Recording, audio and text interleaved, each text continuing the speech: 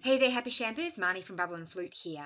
What you're about to watch here is actually part two of a three-part rosé tasting that I have here on YouTube. So if you haven't watched part one, check it out. Otherwise, I'm going to jump in now and talk about these three gorgeous bargain rosé champagnes for under $50. Enjoy. Now that we know a little bit about rosé champagne, I can't tell you what technique they use for these champagnes. I'm going to say the Moutard, they actually use maceration. I think I read that on their website, but these two I'm going to say are still red wine blended. They don't tell me on their websites how much they blend in. They don't tell me the grape composition, but I do know enough to know that they are all a composition of the three grapes. So Chardonnay, Pinot Meunier and Pinot Noir feature in all these blends. Word to the wise with the Moutard. I'll hold the label up a little bit closer. This is the Rosé Champagne Prestige from this house.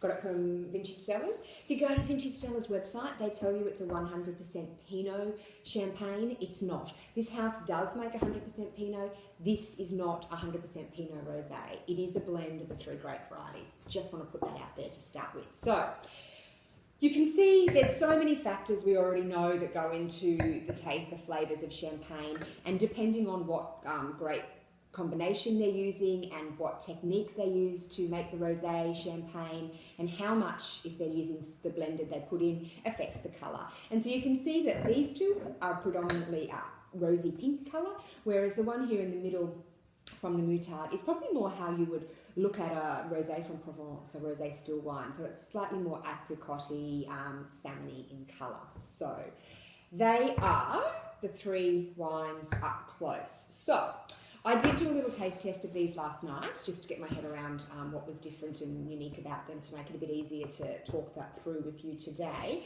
So the first one that we're going to talk about is the Aubert Ifils. Now, I don't speak French and my French accent is shit, so I apologise for that up front. I'm Aussie.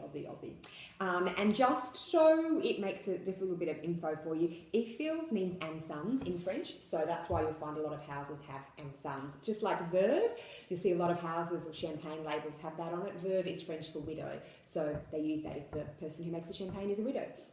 So from this first champagne, now the thing that initially hits me about this one, and I don't get too technical in my tasting notes, I say that up front, I'm not going to talk about cherries versus raspberries versus strawberries, but what I will say is from the three champagnes, this one is a distinctly very fruity champagne. Now, I don't say that to mean it's really overwhelming and it smells really sickly sweet. It doesn't, but if there's one flavour that comes through quite strongly to me when I take a whiff and also when I take a sip,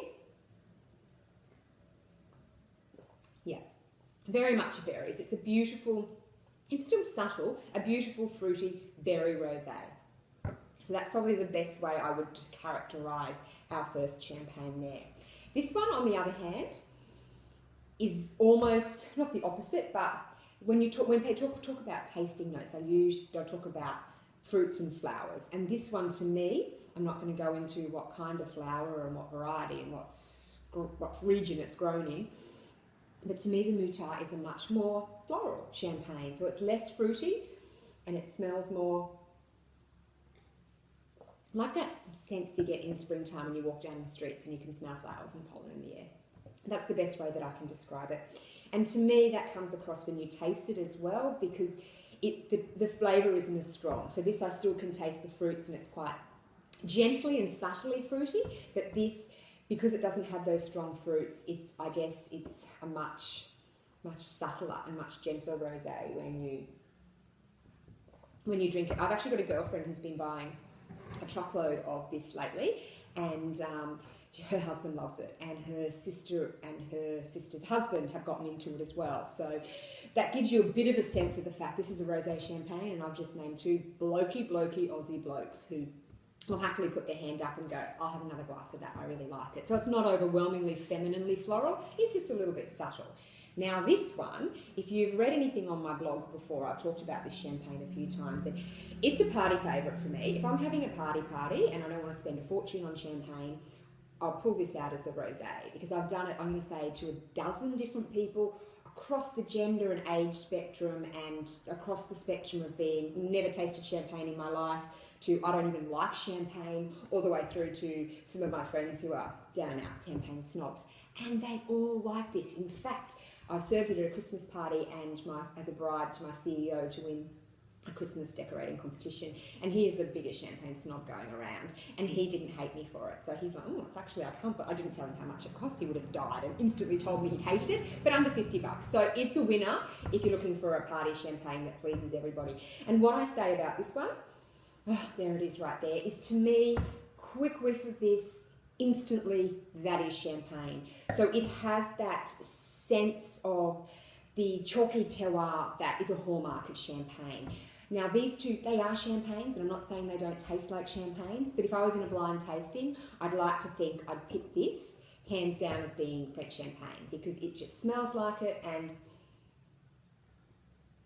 it tastes like it. Much more strongly has those champagne hallmarks in it for me. So I'm just going to pull it up there again and cut over to finish off this little rosé tasting story in part 3 of this really, really long video that I recorded and had no idea how long it was going to go for when I started, so I had to cut it down and break it up into 3 pieces. My editing skills will get better. Happy champers, I promise. Check out part 3. In part 3, I'm going to talk more about why I think something tastes like champagne and the cruise system. Ciao for now.